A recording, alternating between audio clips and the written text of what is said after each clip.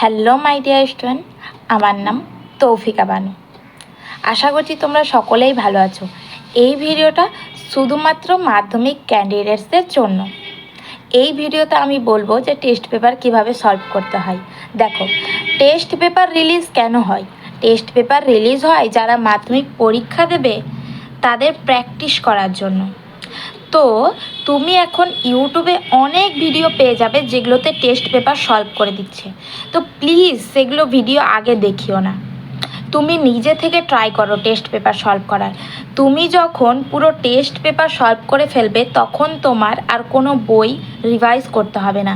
মানে test paper solve করতে করতেই তো তোমার রিভাইজ হয়ে যাচ্ছে, তোমাকে আর এক্সট্রা করে কোনো এফোর্ট মারতে হবে না রিভাইজ করার জন্য।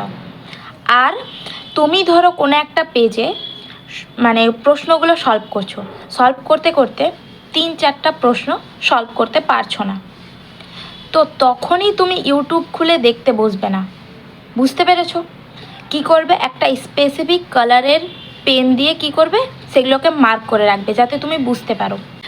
তারপর কি করবে, পুরো টেস্ট পেপার সলভ হয়ে যাওয়ার পর ওই যেগুলো প্রশ্নগুলো পারোনি সলভ করতে, সেই প্রশ্নের উত্তরগুলাই কিন্তু ইউটিউবে যেয়ে দেখবে।